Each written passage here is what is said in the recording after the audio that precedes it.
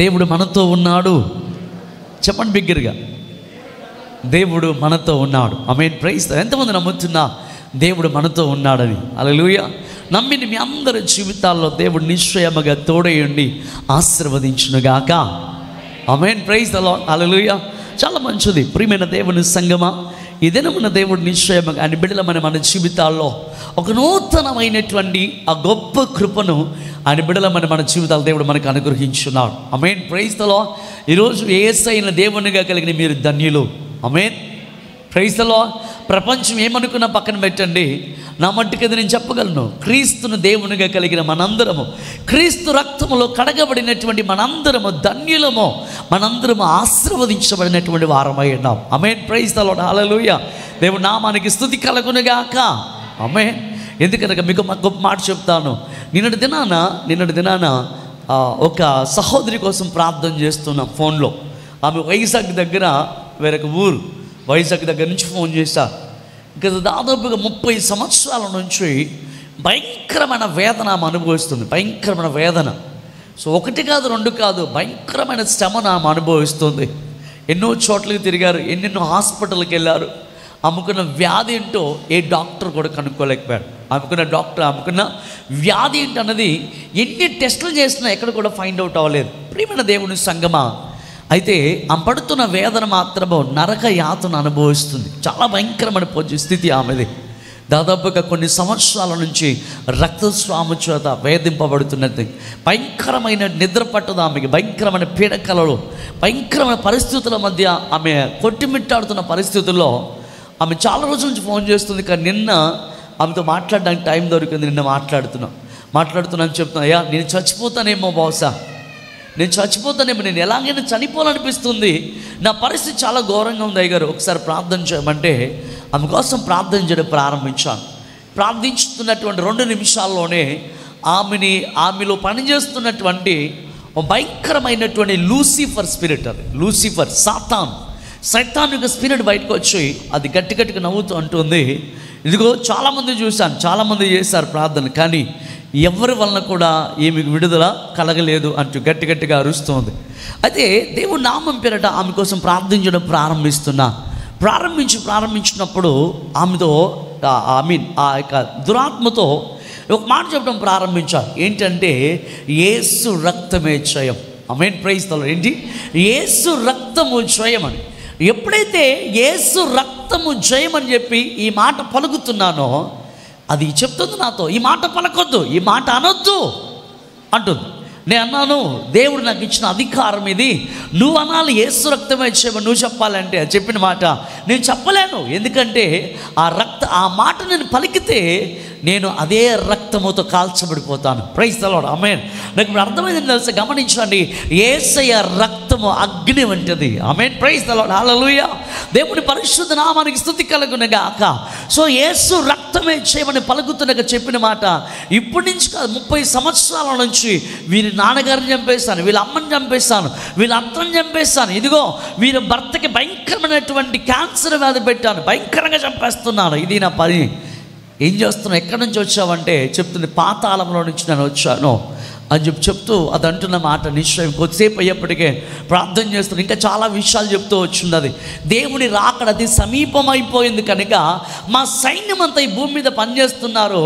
ఈ భూమి మీద పనిచేస్తూ అనేకులకు భయంకరమైన వ్యాధులు పెట్టి చంపేసి మరి నిశ్చయముగా భయంకర హింస పెడుతుందంట. వాటిల్లో భయంకరమైన వ్యాధులు కొన్ని చెప్పేది నాకు. అది వాటిలో భయంకరమైన వ్యాధులు ఏంటంటే గమనించండి, వాటిలో భయంకరమైన వ్యాధి క్యాన్సర్ ఒకటి, భయంకరమైనటువంటి వ్యాధి ఇంకొకటి, గుండె జబ్బులు ఒకటి, భయంకరమైనటువంటి వ్యాధి ఏంటో తెలుసా, బోన్లో ఉన్నటువంటి బోన్ మ్యారోలో ఒక విధమైనటువంటి బలహీనత పెడుతుందంట. బోన్స్ అన్నీ కూడా అలాగను కృషించిపోయినట్లుగా, లేదంటే బోన్స్ అన్ని ఉబ్బిపోయేలాగిన అనేకమైనటువంటి వ్యాధులు పెడుతూ భయంకరంగా హింస పెడుతున్నటువంటి పరిస్థితి అది సాతాను అపవాది పెడుతుందని చెప్తుంది. అది ప్రియమైన దేవుడు మెట్టుకు దాన్ని ఎలా చేయించగలిగానంటే సత్యం మీద చెప్తున్నాను, ఈరోజు యేసయ్య సిలువలో మన కొరకే కార్చున్నటువంటి యేసుక్రీస్తు రక్తం రక్తం వలన ఆ అపవాదిని జయించాం. ఆమేన్, ప్రైజ్ ది లార్డ్, హల్లెలూయా. చివరికి అది యేసు రక్తమే చేయమని చెప్తూ దేవుని యొక్క రక్తంలో మొత్తం అది అంతకు నిశ్చయం కాలిపోతూ బూడిదైపోతూ అది చెప్పిన మాట ఏంటో తెలుసా? నిజమైన దేవుడు నీ యేసయ్య మాత్రమే. ఆమేన్, ప్రైజ్ ది లార్డ్. నీ దేవుడే దేవుడు, నీ దేవుడు కాక వేరొక రక్షకుడు లేడు, నీ దేవుడు కాక వేరొక విమోచకుడు లేడు, నీ దేవుడు కాక నా చేతుల నుండి విడిపించగలిగిన నాథుడు ఎవరు కూడా లేరు. Praise the Lord, amen. దేవుని నామానికి స్తుతి కలుగును గాక. ప్రియమైన దేవుని సంగమా, సత్యాన్ని గమనించండి. అందుకే మీతో చెప్పాను, ఈరోజు యేసయ్యను దేవునిగా కలిగిన మనము ఎవరండి? యేసయ్యను దేవునిగా కలిగిన మనము ధన్యులము. ఎవరండి మనం? చెప్పండి ఇంకోసారి.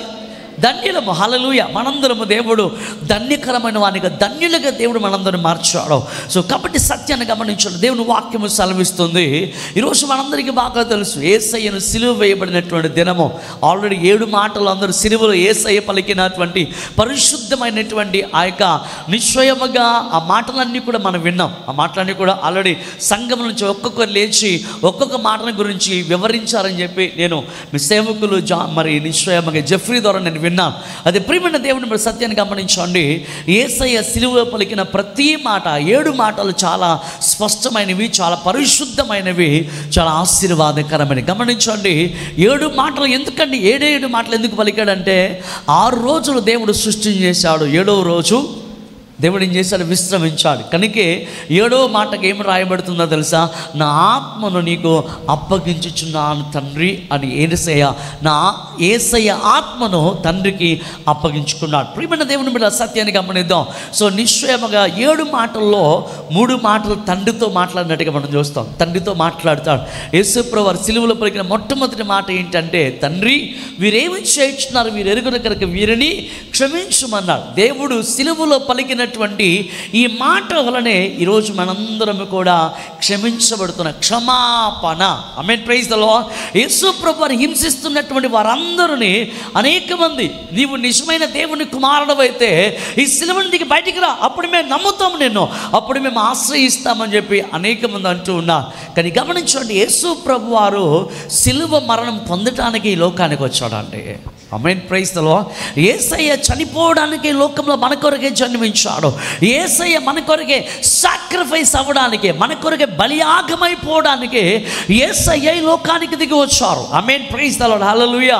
దేవుని నామానికి స్తుతి కలుగును గాక. అందుకే మొట్టమొదటిగా దేవుడు మనకు ఆ మొట్టమొదటి మాట తండ్రితో మాట్లాడుతూ, ప్రభువా వీరేమి చేస్తున్నారు వీరికి తెలియదు కనుక వీరిని క్షమించమన్నాడు. గమనించండి, ఈ మాట విన్నటువంటి ఒక దొంగ యేసయ్యకి ఇరువైపులా 2 దొంగలను సిలువ వేశారు.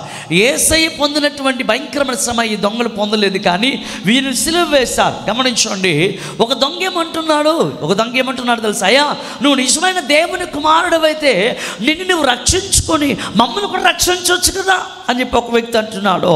ఇంకో వ్యక్తి నిశ్చయముగా తను చెప్తున్న మాట, అరే మనం చేసిన పాపాలకి మనకి శిక్ష నిజమే, ఈ శిక్ష పడవలసిందే, ఈ శిక్ష మనం అనుభవించవలసింది. కానీ ఈయన మాత్రము ఏ విధమైన అన్యాయం చేయను, ఏ పాపము చేయనటువంటి పరిశుద్ధుడు అని చెప్పి ఈ యొక్క కుడివైపున దొంగ యేసయ్యను చూసి గ్రహించాడు. ఆమేన్, ప్రైజ్ ది లార్డ్. ఎప్పుడు గ్రహించాడో తెలుసా దొంగ? యేసు ప్రభువు మొట్టమొదటిగా పలికిన ఈ మాటను ఎప్పుడైతే ఈ దొంగ విన్నాడో వెంటనే ఈ దొంగ హృదయము ఒక్కసారిగా పగిలిపోవడం ప్రారంభించింది. ఎందుకన్నా గమనించండి, ఎవరైనా మనకు మాట అంటే, ఒక చంప కొడితే 2 చెంపలు వాయించేస్తాం మనం, అవునా? ఎవరైనా ఒక మాట అంటే తిరిగి 4 మాటలు అంటాం మనం. మనకున్న స్వభావం అది. ఒక మాట 4 మాటలు అనాలి, మన రివెంజ్ తీర్చేసుకోవాలి వెంటనే, అవునా? ఇలాంటి మనస్తత్వం. కానీ ఇంతగా హింస పెడుతున్నాడు, ఇంతగా ఆయన హింసిస్తున్నటువంటి వారిని క్షమిస్తున్నాడంటే ఈయన మనిషి కాదు, ఈయన సర్వోన్నతమైన దేవుని కుమారుడు. ప్రైజ్ ది లార్డ్, ఆమేన్. ఈయన మనిషి కాదు. మనిషి అయితే ఇలాంటి క్షమించలేడు, మనిషికి ఇలాంటి మనస్సు ఉండదు. ఇలాంటి స్వభావం ఇలా ఉందంటే ఈయన సాక్షాత్తు దేవుని కుమారుడు, దేవుడు అని గ్రహించి వెంటనే చెప్పిన మాట, అయ్యా నీ రాజ్యముతో నన్ను వచ్చినప్పుడు నన్ను కూడా జ్ఞాపకం చేసుకో ప్రభా అని పశ్చాత్తాప హృదయముతో ఈ దొంగ పలికిన మాటలో నిశ్చయముగా దేవుడు అన్నాడు, నువ్వు నాతో కూడా నేడే పరదేశంలో ఉంటా ఉన్నాడు. ఆమేన్, ప్రైజ్ ది లార్డ్, హల్లెలూయా. దేవుని నామానికి స్తుతి కలుగును గాక. నిశ్చయముగా మూడవదిగా గమనించండి, యేసుప్రభువు వారి బాధ్యతను అప్పగించాడు. యేసయ్య బాధ్యతను అప్పగించాడు. ఏమన్నాడు? మూడో మాట, తన తల్లితోనూ తన యొక్క శిష్యుడని యోహాను గారితో మాట్లాడుతున్నాడు. గమనించండి, తన బాధ్యత కుమారునిగా తల్లి ఎడల ఉన్న బాధ్యతను నెరవేర్చాడు. గమనించండి, దేవుడు అయిపోయింది ఆయన పని, ఆయన వచ్చినటువంటి పనిని సంపూర్తి చేసుకు వెళ్ళిపోతున్నాడు. ఇక నాకెందుకులే అని చెప్పి యేసే ఊరుకుండొచ్చు, కానీ బాధ్యతను గమనించండి, దేవుడు బాధ్యతను నెరవేర్చాడు. సంపూర్ణమైన మానవునిగా, సంపూర్ణమైన దేవునిగా బాధ్యత నెరవేరుస్తూ తన యొక్క తల్లిని తన శిష్యుడైనటువంటి యోహాను గారికి అప్పగిస్తూ, అమ్మా ఇదిగో నీ కుమారుడు, ఇదిగో యోహాను గారిని పిలిచి ఇదిగో నీ తల్లి అని చెప్పి బాధ్యతను నెరవేరుస్తున్నాడు. తల్లి ఎడల కుమారునికున్న బాధ్యత మీకు అర్థమవుతుందా? తల్లిదండ్రుల కుమారులకున్న బాధ్యతను నెరవేరుస్తున్నాడు. గమనించండి, ఈ రోజుల్లో చాలామంది తల్లిదండ్రులు విడిచిపెట్టి తిరిగే వాళ్ళు చాలామంది ఉన్నారు బిడ్డలు. అవునా? ఒకసారి ఒక తల్లి నాతో చెప్పింది ఏంటంటే, వాళ్ళ అమ్మకు వయసు వచ్చేసింది, ఆమె తగ్గితే వాళ్ళ బిడ్డలకి ఎక్కడ ఆ దగ్గు అంటుకుంటుందేమో చెప్పి ఆమెని ఇంట్లో నుంచి బయటికి పంపించేశారంట. ఇంట్లో నుంచి బయటికి పంపించేశారు. అటువంటి కుమారులు ఉన్నటువంటి స్థితిగతులు మనం బ్రతుకాని దేవుడు నిశ్చయం బాధ్యత నెరవేర్చాడు. నాలుగోదిగా నిశ్చయముగా సిలువలో దేవుడు పలికి నాలుగో మాట ఏంటి? నాలుగో మాట ఏంటండి అమ్మా? ఏలి ఏలి లామా సబక్త, నా దేవా నా దేవా నన్ను ఎలా చెయ్యి విడిచుతివి అని తండ్రితో మాట్లాడుతున్నాడు. గమనించండి, తండ్రి చెయ్యి విడిస్తే మన జీవితము ఎంత ఇదిగా మారిపోతుందో, మన బ్రతుకు ఎలా మారిపోతున్నది అక్కడ రాయబడుతుంది. గమనించండి, తండ్రి చెయ్యి విడిస్తే ఈ భూమి మీద ఎవరు కూడా బ్రతకలేరు. నిజమేనా? దేవుడు కనుక మనల్ని కాపాడక మానేస్తే, గమనించండి, దేవుడు కనుక ఆయన మనల్ని కాపాడు మానేస్తే, దేవుడిని కనుక మన ఎడల ఆయన కృప చూపుడు మానేస్తే మన జీవితం చాలా భయంకరం అయిపోతుంది. అందుకే అంటాడు, అయ్యా నన్ను ఎందుకు విడిచిపెట్టేసావు ప్రభువా, నన్ను ఎందుకు విడిచిపెట్టావు తండ్రి, నేను తట్టుకోలేకపోతాను నీ బాధనని భయంకరమైన శ్రమను యేసు ప్రభువు వారు సిలువలో భరిస్తున్నాడు. నన్ను ఎందుకు చేయి విడిచావు ప్రభువా అంటూ. గమనిద్దాం, తండ్రితో ఉన్నప్పుడు ఏదైనా జయించాడో తండ్రిని విడిచిపెట్టి. నిజమే, దేవుడితో మనం నడిచినప్పుడు మనం దేన్నైనా జయించగలం. కానీ తండ్రి అయిన దేవుడు మనం విడిచిపెడితే మనం దేన్ని కూడా జయించలేమన్నది నిశ్చయముగా దేవునికి నామములో దేవాతో దేవుడు ఆయన బిడ్డలు మనతో మాట్లాడుతున్న మాట. నిశ్చయంగా నన్ను ఎందుకు చేయి విడిచావు ప్రభా అని తన శ్రమలో తన తండ్రిని జ్ఞాపకం చేసుకుంటున్నాడు. ప్రైజ్ ది లార్డ్, ఆమేన్. ఐదవదిగా మనం చూసినట్లయితే నేను దప్పికొని ఉన్నానని దేవుడు అంటున్నాడు. నిశ్చయం గమనించండి, ఈ దప్పికి ఎవరి కోసమయ్యా అంటే, యేసయ్య తనలో ఉన్నటువంటి రక్తమంతుడు కారిపోయి దప్పికతో ఉన్నాడు. కానీ గమనించండి, చేదు చిరకను ఆయనకి అందించినప్పుడు ఆ చేదు చిరక చాలా భయంకరమైంది. కానీ దేవుడు ఆ చిరకను నీరు తాక నిశ్చయముగా ఆయన భరించాడు. ఎందుకు దేవుడు ఆ దప్పికను భరించాడంటే, యేసయ్య దప్పిక నిశ్చయముగా ఆయనకున్న దప్పిక కాదు, ఆయనకి మనందరిని గురించిన దప్పిక. ఆమేన్. మనందరిని గురించిన దప్పిక ఏంటంటే, మనందరం నశించిపోకుండా నిశ్చయంగా రక్షించబడినటువంటి వారుగా దేవుని బిడ్డలుగా జీవించాలన్నది దప్పిక, యేసయ్య దప్పిక. కాబట్టి గమనించండి, ఈ దప్పికను యేసయ్య దప్పికను ఎవరు తీర్చగలరయ్యా అంటే, ఒక నీవు నేను మాత్రమే తీర్చగలం. ఆమేన్, ప్రైజ్ ది లార్డ్, హల్లెలూయా. దేవుని నామానికి స్తుతి కలుగును గాక. ఒక నది నీళ్ళు యేసయ్యకి ఇస్తే దప్పిక తీరదు. కానీ ఇదిగో ఒక పాపి రక్షించబడితే, ఒక పాపి తన పాపములు విడిచిపెట్టి యేసయ్య యందు రక్షింపబడితే, దేవుని బిడ్డగా మార్చబడితే, అది యేసయ్య దప్పికను తీరుస్తున్నట్లు. ఆమేన్, ప్రైజ్ ది లార్డ్, ఆమేన్. ఒక వ్యక్తి నామకార్థపు జీవితాన్ని వదిలి క్రీస్తుని కలిగిన వానిగా నిజమైన దేవుని బిడ్డగా బ్రతికితే చాలు, అది ఆయన దప్పికను తీర్చినట్లే. కాబట్టి యేసయ్య దప్పికను ఎవరు తీర్చగలరు అంటే, మనము దేవుని దప్పికను తీర్చగలం. ఎందుకంటే ఆయన దప్పిక నీవు నేను మార్చబడ్డ, రక్షించబడి పరలోక రాజ్యంలో ఆయన ఉండే స్థలంలో మనము కూడా ఉండులాగున నిశ్చయం ఉండాలన్నది దేవుని యొక్క ఆశ, దేవుని త్రోష్ట అయినది. గమనించండి, ఆరోదిగా దేవుడు పలికినటువంటి మాట సిలువలో ఏమాట పలికాడండి? ఇట్స్ ఫినిష్డ్, సమస్తమైన సమస్తమును సమాప్తం సమాప్తమాయను, సమాప్తమైపోయింది. Praise the Lord. ఏం సమాప్తమయ్యింది? యేసు ప్రభు వారు ఏ పర్పస్ మీద వచ్చాడు, ఏ ఉద్దేశంతో వచ్చాడో, ఏ లేఖనాలు నెరవేర్చబడడానికి యేసే లోకానికి వచ్చాడో, నిశ్చయముగా తండ్రి అప్పగించినటువంటి బాధ్యత అంతటిని కూడా, తండ్రి పెట్టినటువంటి ఆ యొక్క భారం అంతటిని కూడా సిలువలో సమాప్తము చేశాడు. It's finished. హల్లెలూయా. దేవుని పరిశుద్ధ నామానికి మహిమ కలుగును గాక. ఆమేన్. Praise the Lord. దేవుని నామానికి స్తుతి కలుగును గాక. ఆమేన్. ఇక్కడ మనం ఒకసారి ఆగుదాం. ఏమి దేవుని సంకల్పం ఏంటి? దేవుడు ఎందుకు యేసుని లోకానికి పంపించాడంటే బాగా ఆలోచన చేయండి. మనందరినీ దేవుడు రక్షించడానికి లోకానికి వచ్చాడు. బాగా ఆలోచన చేద్దాం. దేవుడు ఆది యందు మనల్ని కలుగు చేసినప్పుడు పాపము లేనివారుగా దేవుడు మనకు కలుగు చేశాడు. పాపము లేనివారుగా. కానీ గమనించండి, ఈ భూమి మీద అపవాది భయంకరంగా పనిచేస్తే ఏం చేస్తున్నాడు తెలుసా? మనందరినీ కూడా నరకానికి తీసుకెళ్ళడానికి, నరకమునకు నడిపించడానికి అపవాది భూమి మీద పనిచేస్తున్నాడు. కానీ గమనించండి, వాస్తవానికి నరకం అనేది దేవుడు మనుషుల కొరకే చేసింది కాదు. దేవుని పోలిక చొప్పున, దేవుని స్వరూపమందు చేయబడినటువంటి మన కొరకే చేయబడింది కాదు. నరకము ఎవరి కొరకే చేయబడిందంటే అపవాదికిని, అపవాదిక సైన్యము కొరకే చేయబడింది నరకము. మీకు అర్థమైందా? నీ కొరకే నా కొరకే దేవుడు నరకాన్ని సృష్టించలేదు. దేని కొరకే దేవుడు నరకాన్ని సృష్టించాడు తెలుసా? దేవుని ధిక్కరించి ఆకాశ పరలోకం నుంచి ఈ భూమి మీదకి త్రోయబడినటువంటి గర్వము హృదయం కలిగినటువంటి అహంకారైన అపవాది లూసిఫర్ యొక్క సైన్యానికి సిద్ధపరిచింది ఈ నరకము. నరకములో ఏముంటున్నాయి అంటే అగ్ని ఆరదు, పురుగు చావనటువంటి భయంకరమైన నరక యాతన దానికి. కానీ అపవాది ఏం చేస్తున్నాడు తెలుసా? అపవాదికి ఆలోచన తెలుసా?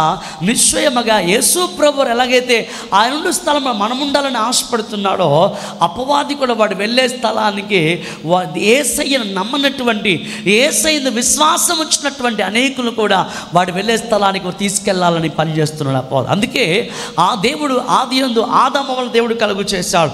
కలుగు చేసినప్పుడు గమనించండి, దేవుడు వారికి అన్నిటిని సమకూర్చాడు, అన్నీ దేవుడు ఇచ్చాడు. కానీ ఒక మాట చెప్పాడు దేవుడు. ఏం చెప్పాడు తెలుసా? ఒక చెట్టును చూపించి ఈ చెట్టు యొక్క పండు మాత్రం మీరు తినకూడదు అన్నాడు. నిజమేనా? దేవుడు ఏం చెప్పాడండి? ఒక చెట్టు చూపించి ఈ చెట్టు యొక్క ఫలాలు మాత్రం మీరు తినకూడదు అన్నాడు. తిన్న వెంటనే ఏమైపోతారు అన్నారు? ఏమంటే తింటే ఏమైపోతారన్నారు? తిన్న వెంటనే చచ్చిపోతారు మీరని చెప్పి దేవుడు ఖండితంగా ఒక ఆజ్ఞ, ఒక కమాండ్మెంట్, ఒక ఆజ్ఞ ఇచ్చాడు దేవుడు. అది గమనించండి. అపవాదం ఏం చేస్తాడో తెలుసా? దేవుడు ఏం చెప్పాడో దాన్నే పట్టుకొచ్చి అవ్వతో మాట్లాడుతున్నాడు. అవ్వా, ఇది నిజమా? ఏంటి ఈ పండు దేవుడు తినొద్దన్నాడా మిమ్మల్ని? అవును, తినొద్దన్నాడు. ఈ పండు తింటే మేము చచ్చిపోతామంట. అవునా? దేవుడు అలా చెప్పాడా?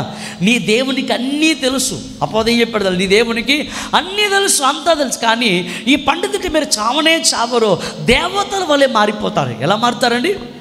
ఎలా మారుతారు? దేవతల వరే మారిపోతారని చెప్పి అపవాదైన సాతానుడు అవ్వను మోసగించి ఏం చేశాడు తెలుసా? ఆ పండు తినేలాగా చేశాడు. బాగా ఆలోచన చేయండి. అపవాది ఆలోచన ఎప్పుడు ఎలా ఉంటుందో తెలుసా? అపవాది మోసగాడు. ఎవరు అపవాది? చెప్పండి.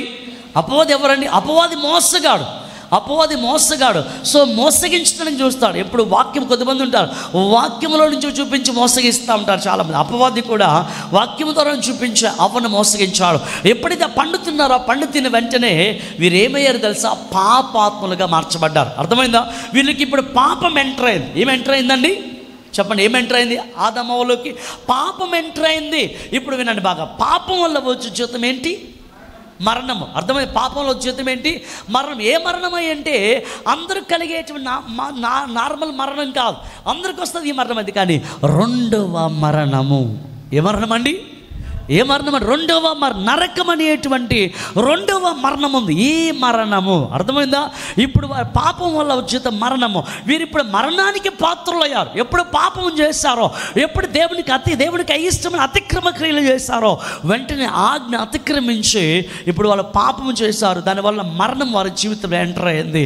కానీ గమనించండి, దేవుడు వారిని శపించి అక్కడి నుంచి దేవుడు వారి పాపం బట్టి వారి శాపం వచ్చింది, ఏదైనా మంచి త్రోసివేయబడ్డారు. కానీ ప్రియమైన దేవుని బిడ్డలారా, దేవుని ప్రేమ మాత్రం వారిని వదిలిపెట్టలేదు. అర్థమైందా? యేసయ్య ఈ లోకానికి సమస్తాన్ని విడిచిపెట్టి మానవుడికి లోకానికి రావడానికి కారణం ఏంటో తెలుసా? లవ్, దేవుని ప్రేమ. Praise the Lord. ఆమేన్.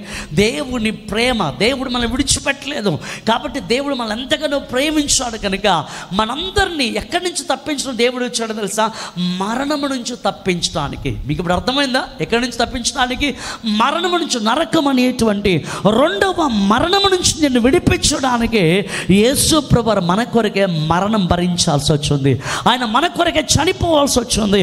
మన కొరకే మరణ వేదన, మరణాన్ని ఆయన రుచి చూడాల్సి వచ్చింది. సర్వశక్తి గల దేవుడు, గమనించండి బాగా, సర్వోన్నతమైన దేవుడు ఆయన. ఒకసారి ఆకాశం వైపు చూసి కనుక కనుసైగ చేస్తే ఆకాశము నుండి 12 వ్యూహముల సైన్యము. గమనించండి, యేసయ్యను పట్టుకున్నప్పుడు యేసయ్య ఒకవేళ విడిపించుకోవాలి అనుకుంటే ఆకాశం వైపు చూసి యేసు ప్రభువారు కనుక ఒక్క కనుచూపు చూస్తే ఆకాశము నుంచి 12 వ్యూహముల, పరలోకము నుంచి 12 వ్యూహముల సైన్యము, దేవదూతలు ఈ భూమి మీదకి దిగి రాగలరు. ఆమేన్. 12 వ్యూహములు అనగా ఎంతమందో తెలుసా?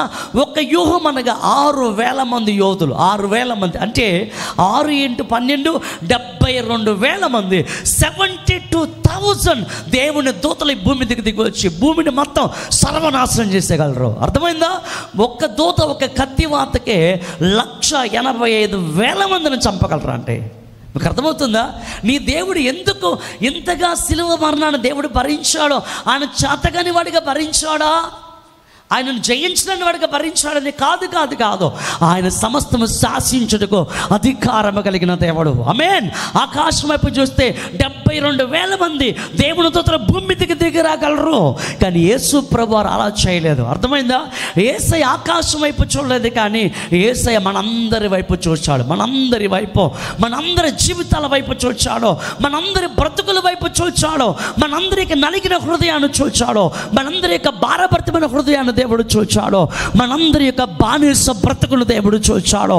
మనందరూ అపవాది చేత శోధించబడుతూ, అపవాది చేత భయంకరమైన హింస పొందుతున్నటువంటి మన జీవితాలను, మన వ్యాధులను, మన బలహీనతలను, మన వ్యసనాలను సమస్తము దేవుడు చూచి ఏం చేశాడో తెలుసా? నిశ్చయముగా ఆయన దేవుని వాక్యము రాయబడుతుంది. 103వ కీర్తన 10వ వచనం ప్రకారము మన పాపమును బట్టి మనకు ప్రతీకారము చేయలేదు. ఒకసారి చదవన్న మాట. 103వ కీర్తన 10వ వచనము. 103:10 మన పాపమును బట్టి మనకు ప్రతీకారము చేయలేదు, మన దోషములను బట్టి మనకు ప్రతిఫలం ఇయ్యలేదు. చాలండి. దేవుని నామానికి ఘనత కలుగును గాక. ఈ వాక్యాన్ని క్షుణ్ణంగా ఆలోచన చేయండి ఒకసారి. ప్రియమైన దేవుని సంగమా, యేసు ప్రభువు ఎందుకంటే ఇంత వేదన అనుభవించాడంటే మన కొరకే, నీ కొరకే, నా కొరకే భయంకరమైన హింసను దేవుడు అనుభవించాడు. ఆయన సర్వశక్తి కలిగిన దేవుడు అయి ఉండి ఆయన నిశ్చయముగా నీ వైపు చూచిన దేవుడు నీ ఏం చేశాడో తెలుసా?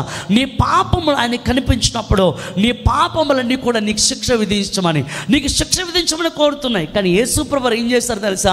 నీ పాపమునకు ప్రతిఫలము నీకు ఇవ్వలేదు. నీ పాపానికి ప్రతీకారం అనేది నీకు చేయలేదు. పాపానికి ప్రతీకారము చేయలేదు.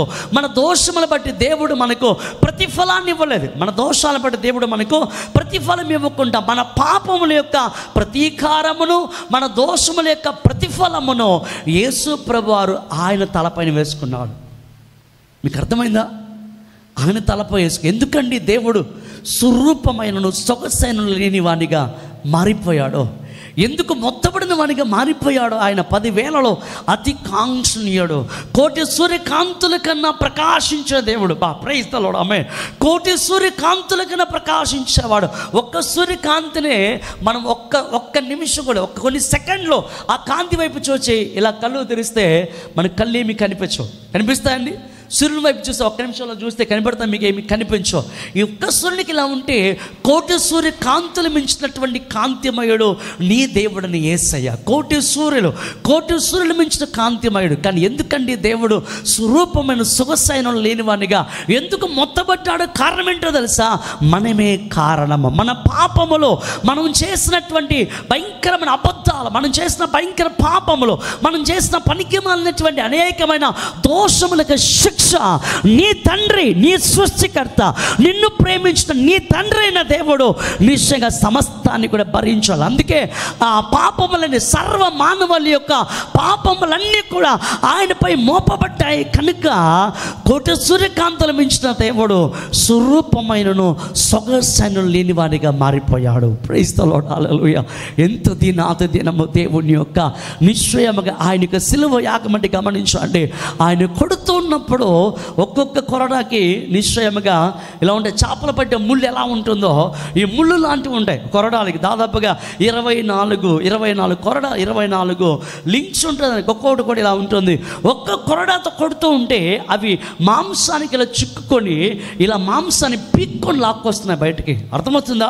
ఇలా శరీరానికి ఇలా ఇలా అంటుకొని ఇలా లాగినప్పుడు నిశ్చయముగా ఆ యొక్క ఉన్నటువంటి రక్త ముద్దలు, మాంసం ముద్దలు బయటకు వచ్చి పడుతున్నాయి.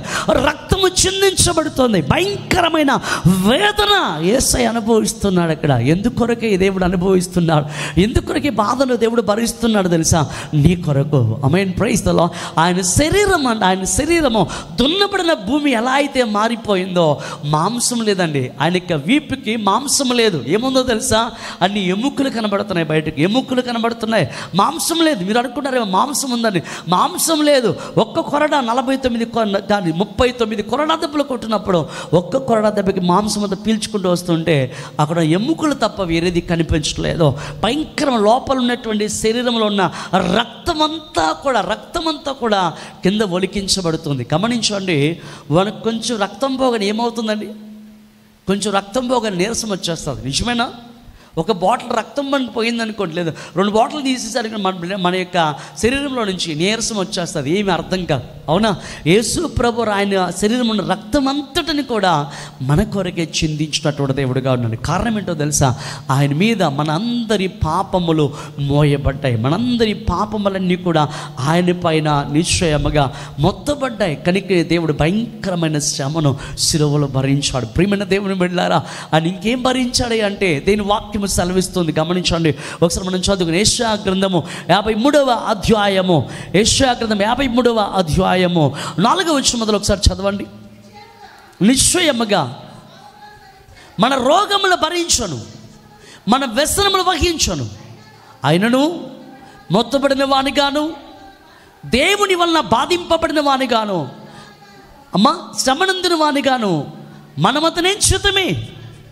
మన అతిక్రమ క్రియలను బట్టి అతడు గాయపరచబడను, మన దోషములను బట్టి నలుగుకట్టబడను, మన సమాధానార్థమైన శిక్ష అతని మీద పడను. చాలండి, దేవుని నామానికి స్తుతి కలుగును గాక.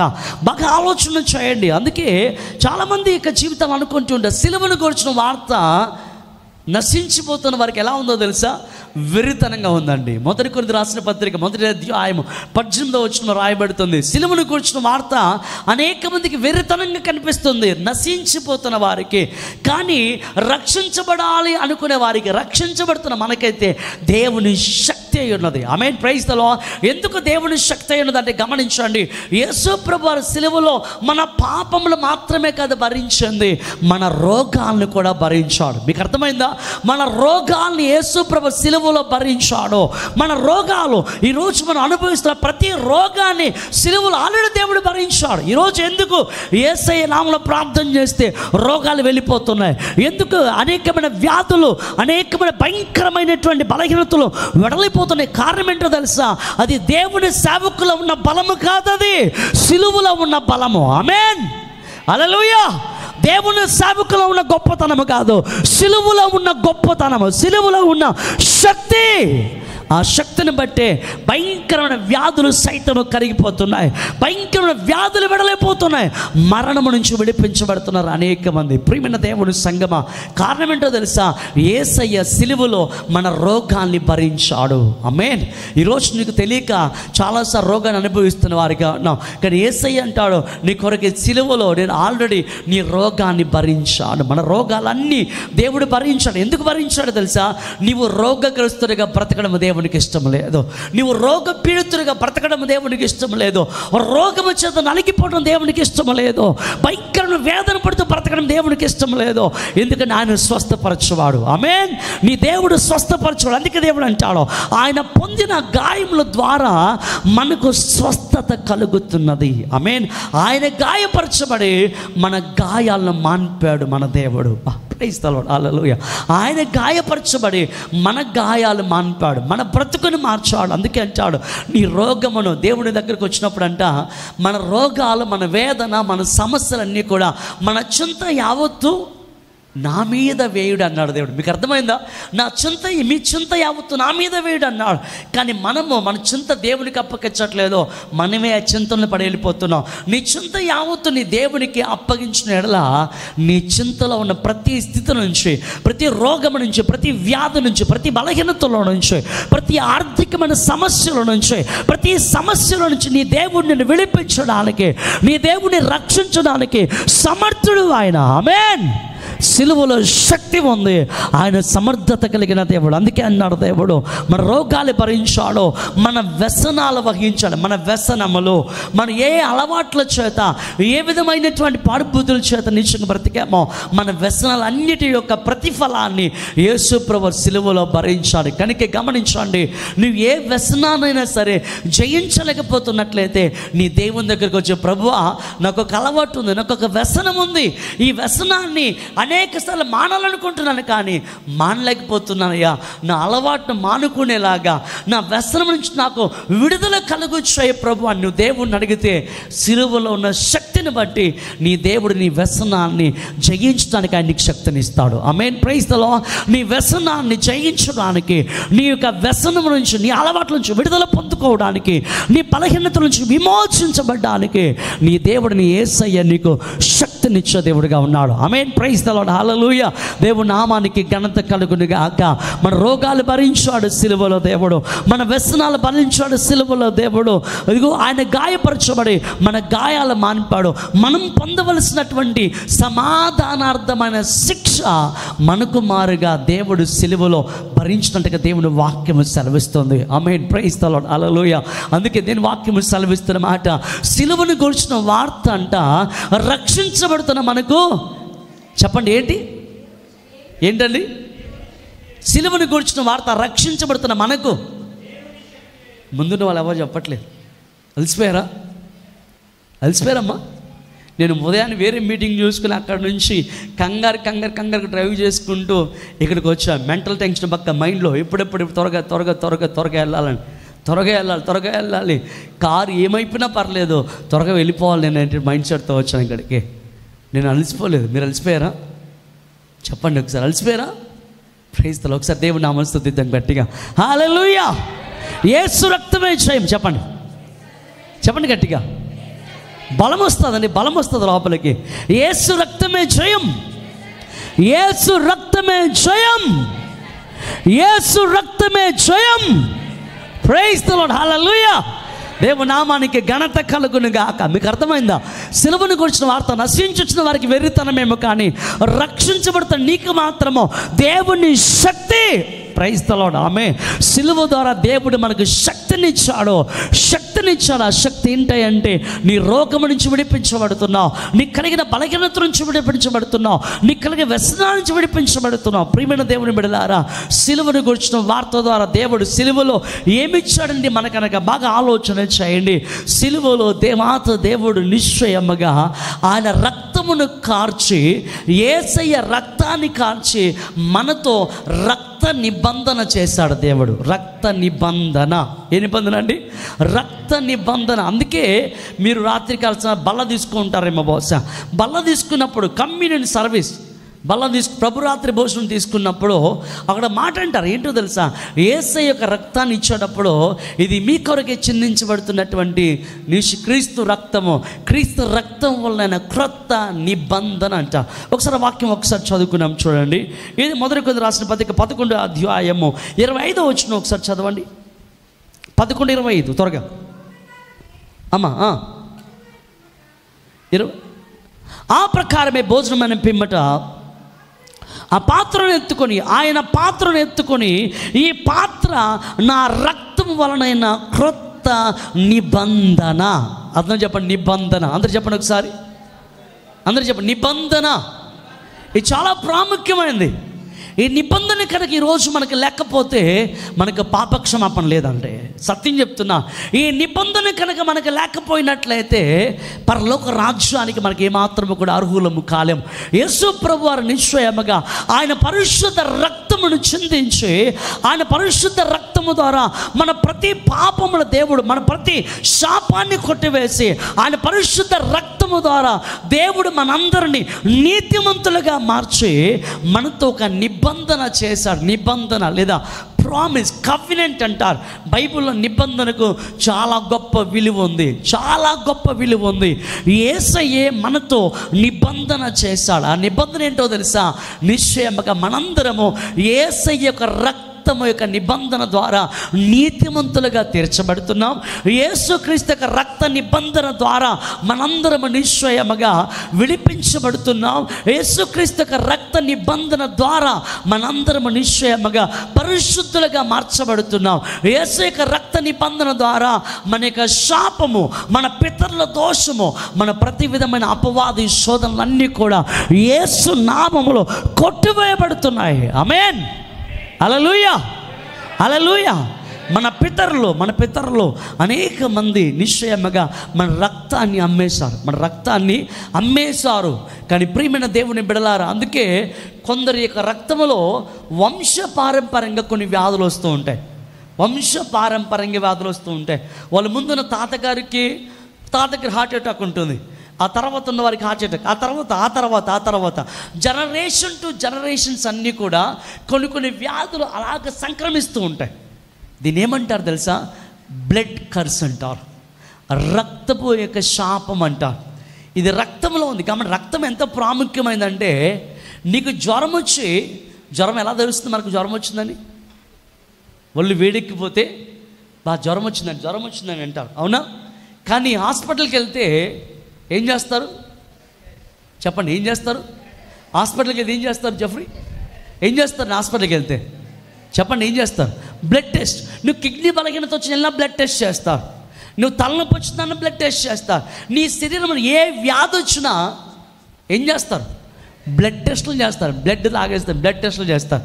ఇదేంటండి, నాకు జ్వరం పైన తెలుస్తుంది కదా, బ్లడ్ టెస్ట్ ఎందుకంటే ఆ బ్లడ్డే ఆధారం. సమస్త రోగాలన్నీ కూడా ఆ బ్లడ్లో నుంచి వెళ్తుంటాయి. మీకు అర్థమైంది? ఇప్పుడు మీకు అర్థమైందా లేదు? నువ్వు ఏ వ్యాధి అయినా సరే చెప్పి హాస్పిటల్కి వెళ్తే మొట్టమొదటి చేసే టెస్ట్ ఏంటో తెలుసా? మన మధ్య ఒక డాక్టర్ ఉన్నాడు, డాక్టర్ ఉంది ఇక్కడ, ఒక డాక్టర్ అమ్మ గారు ఉన్నారు. సో మొదట ఏం చేస్తారు? బ్లడ్ టెస్ట్ చేస్తారు. ఎందుకంటే మన వ్యాధులన్నీ కూడా ఎక్కడ ఉంటాయి తెలుసా? బ్లడ్లో ఉంటాయి. నిజమేనా? కాబట్టి దేవుడు మన యొక్క బ్లడ్ లైన్లో ఉన్నటువంటి మన యొక్క రక్తములో ఉన్న శాపం నుంచి విడుదల ఇవ్వడానికి మనతో దేవుడు రక్త నిబంధన చేశాడు. ఆమేన్, ప్రైజ్ ది లార్డ్, హల్లెలూయా. ఈ రక్త నిబంధన బట్టే మన పూర్వీకుల దగ్గర నుంచి వస్తున్నటువంటి శాపగ్రస్తమైన జీవితము యేసు నామములో, యేసు రక్తములో కడిగి వేయబడుతుంది. ఆమేన్, ప్రైజ్ ది లార్డ్, హల్లెలూయా.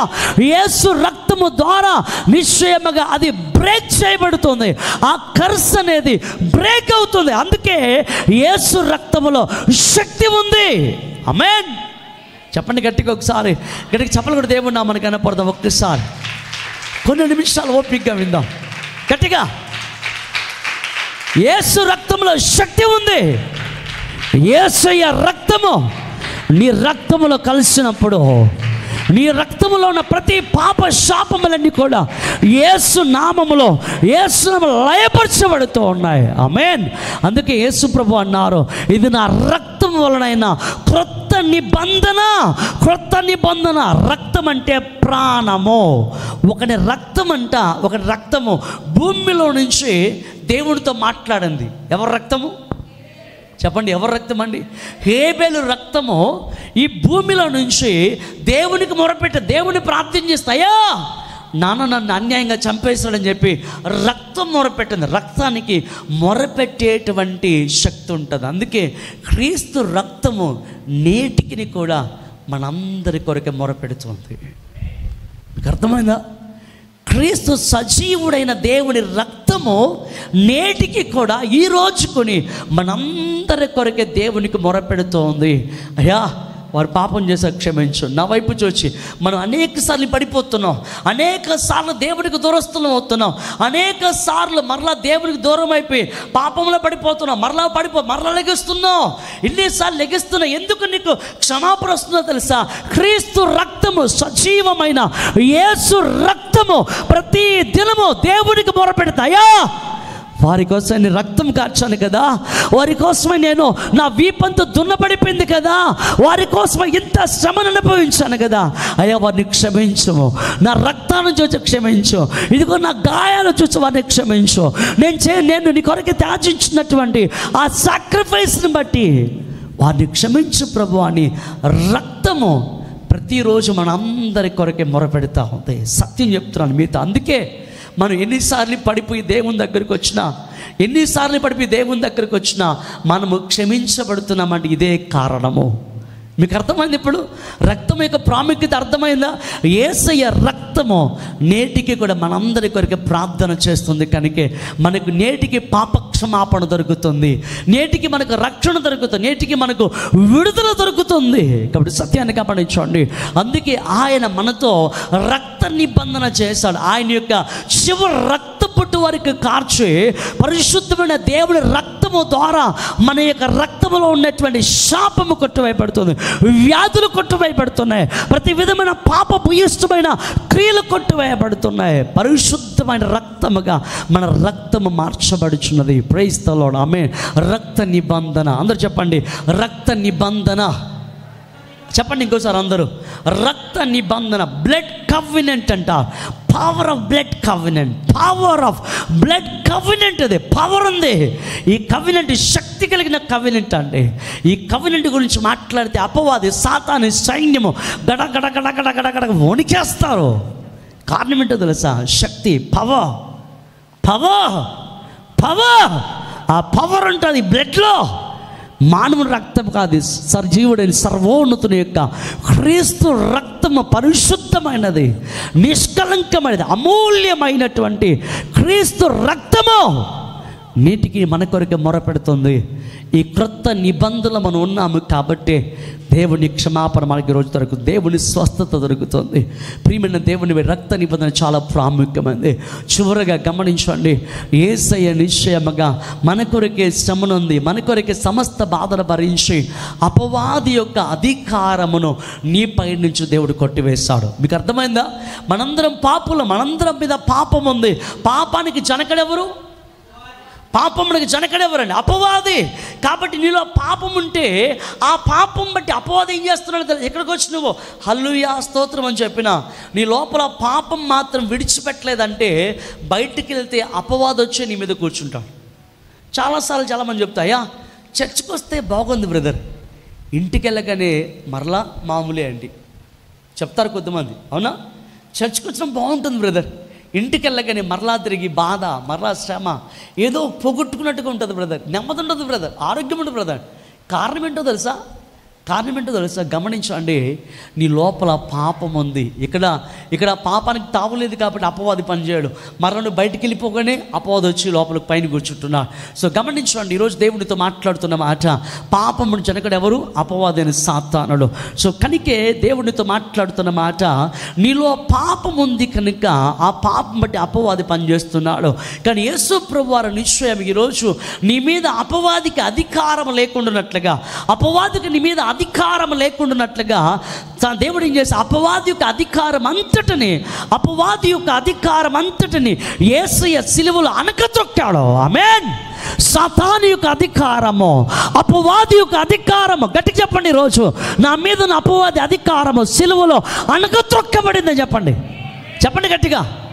మీరు చెప్పండి ఒకసారి, నా మీద ఉన్న అపవాది అధికారము సిలువలో నా దేవుడు అణగద్రొక్కాడు. చెప్పండి, మీరు చెప్పండి గట్టిగా. మీ తల మీద చేపెట్టుకోండి, ఒకసారి చెప్పండి, నా మీద నా అపవాది యొక్క అధికారమును నా దేవుడు సిలువలో సమస్తమును అణగద్రొక్కాడు. అపవాదికి అధికారం లేదు నా పైన, అపవాదికి అధికారం లేదు నా పైన. సాతానా, నీకు నా పైన అధికారం లేదు. నా దేవుడు, నా యేసయ్య శిలువలో నిన్ను అనగతొక్కాడు. నీ అధికారము నా దేవుడు అణిచివేశాడు నాపై. ఆమేన్, ఆమేన్. yes, this is true. అపవాది యొక్క అధికారం నీ మీద నుంచి అణిచివేయబడి ఉంది. సిలువలో దేవుడు చితకత్రొక్కాడు. అందుకే అపవాదికి సిలువ అంటే భయము. చాలామంది అనుకుంటా సిలువ కనుక ఇంట్లో పెట్టుకుంటే అయ్యి బాబాయ్ శ్రమలు వచ్చేస్తాయండి. చాలామంది అనుకుంటా శ్రమలకు సాదృశ్యమైన సిలువ అంట. సిలువ శ్రమలకు సాదృశ్యం కాదు, సిలువ జయానికి గుర్తు. ఆమేన్. సిలువ జయానికి గుర్తు. ఆమేన్. గట్టిగా చెప్పండి ఒకసారి. సిలువ జయానికి గుర్తు. ఆమేన్. Praise the Lord. సిలువ విజయానికి గుర్తు. విజయము ఆ సిలువను కలిగి ఉంటే, ఆ సిలువను ఎత్తుకుని కనుక నువ్వు క్రీస్తును వెంబడిస్తే జయించేవాడిగా ఉంటావు, కానీ ఓడిపోయేవాడిగా ఉండవు. That's the power of God. That's the power of cross. Amen. Amen. That's the power of cross. Amen. క్రాస్లో బలం ఉందండి, క్రాస్లో శక్తి ఉంది. అందుకే అంటాడు సిలువను గురించిన వార్త, రక్షించబడుతున్న నీకు దేవుని శక్తి ఏంటి చెప్పండి. ఏంటి? గట్టిగా చెప్పండి ఒకసారి తల్లి. దేవుని శక్తి. దేవుని శక్తి. ఆ సిలువ శక్తి నువ్వు ఆశ్రయిస్తే, యేసయ్య సిలువ ఎత్తుకుని నడిస్తే, వెంబడిస్తే నువ్వు శక్తి గలవాడిగా ఉంటావు, కానీ బలహీనుడిగా బ్రతకవు. జయించేవాడిగా ఉంటావు, కానీ ఓడిపోయేవాడిగా నువ్వు ఉండవు. సిలువ విజయం ఇచ్చింది మనకు. ఆమేన్. సిలువ గొప్ప జయాన్ని ఇచ్చింది మనకు. సిలువ నిశ్చయం ఒక గొప్ప అధికారం ఇచ్చింది మనకు. అందుకే అంటాడు సిలువను గురించిన వార్త మనకు దేవుని శక్తి. Praise the lord. హల్లెలూయా. ఈరోజు ఆ శక్తిని మనం పొందుకున్నాం. చివరగా 7వ మాట దేవుడు చెప్పిన మాట, తండ్రి నా ఆత్మను నీకు అప్పగిస్తున్నానని తండ్రికి ఆత్మను అప్పగించేశాడు. గమనించండి, యేసయ్య ఆత్మ తండ్రి ఎత్తుకు వెళ్ళిపోయింది. ఇదే ఆత్మ మరలా తిరిగి 3వ దినమందు వచ్చి 3వ దినమున పరిశుద్ధ ఆత్మదేవునిగా హల్లెలూయా మెషందలో రిదర్రెబక సబకత రిమాన లరహసు జూరి మహసలబక చోరి అందరూ 3వ దినమున పరిశుద్ధ ఆత్మగా పునరుద్ధానపు శక్తిగా రైజ్ చేయడానికి మరలా తిరిగి రాబోతుంది. That's a power of Holy Spirit. Amen. దేవుని నామానికి స్తుతి కలుగును గాక. ప్రియమైన దేవుని సంగమా, సిలువ ఉన్న శక్తి ఎంత గొప్పదండి. నీ కొరకు సిలువను భరించి ఆయన నీకు గొప్ప జయాన్ని ఇచ్చాడు. నీ కొరకు ఆయన గాయపరచబడి నీ గాయాలు కట్టాడు. నీ పాపాన్ని, నీ రోగాన్ని భరించి నీకు స్వస్థత, నీకు విడుదల, నీకు ప్రత్యక్షతను దేవుడు ఇచ్చాడు. అటు దేవునికి మన హృదయపూర్వక మన జీవితాన్ని అప్పగించుకున్నాం. ఇంకా నీ జీవితాన్ని దేవునికి ఇవ్వకున్న వాడిగా ఉంటే, ఇంకా నీ పాపమును ఒప్పుకుని విడిచిపెట్టకుండా ఇంకా లోకములను బ్రతుకుతూ ఉంటే, యేసయ్య త్వరగా తిరిగి రాబోతున్నాడు. యూదా గోత్రపు సింహముగా, లైన్ ఆఫ్ జూడా, యూదా గోత్రపు కొదమ సింహముగా దేవుడు రాబోతున్నాడు. ఆ దినమున నిశ్చయముగా తప్పించుకోలేరు ఎవరు. ఈరోజు పాప క్షమాపణ దొరుకుతుంది. యేసయ్య యొక్క రక్త నిబంధన మనకు ఉందన్నది. ప్రియమైన దేవుని బిడ్డ, ఇంకా పాపాన్ని ఒప్పుకుని విడిచిపెట్టకుండా, ఇంకా పాపములో శాపములో బ్రతుకుతున్నవారు, నామకార్థములు బ్రతుకుతున్నవారు ఎవరైనా ఉంటే, ఈరోజు వారి పాపాలు ఒప్పుకుని విడిచిపెట్టి నామకార్థపు భక్తి నుంచి విడుదల పొందుకొని క్రీస్తును పోలిన వారిగా, క్రీస్తు యొక్క సిలువలో ఉన్న శక్తిని పొందిన బిడ్డలుగా బ్రతకడానికి ఈరోజు మన జీవితాన్ని ఆపాద మస్తకము దేవునికి అప్పగించుకున్నాం. Praise the Lord. ఆమేన్. ఆపాద మస్తకము దేవునికి నిజం తల్లి, దేవుడు నీ కొరకే భరించాడు. దేవుడు రోగగ్రస్తుడు కాదు. నీ రోగాలు ఆయనపై ఆయన మోసాడు, నీ వ్యాధిని ఆయన మోసాడు, నీ వ్యసనాలకు ప్రతిఫలము ఆయన భరించాడు. ఈరోజు వాటన్నిటి నుంచి దేవుడు మనకు పరిపూర్ణమైన విడుదలిస్తున్నాడు. ఈ రక్త నిబంధన ద్వారా మన పితరుల దోషము, మనకి పితరుల నుంచి 5, 6, 3 తరాల నుంచి వస్తున్నటువంటి వ్యాధిగ్రస్తమైన జీవితాన్ని ఈ రక్త నిబంధన ద్వారానే దేవుడు బ్రేక్ చేస్తాడు. ఐ ప్రామిస్ యూ, ఈ రక్త నిబంధన ద్వారానే ఆ విధమైన శాపము కొట్టివేయబడుతుంది యేసు నామములో. ఆమేన్. ఆమేన్ చెప్తాం గట్టిగా. ఆమేన్. ఆమేన్.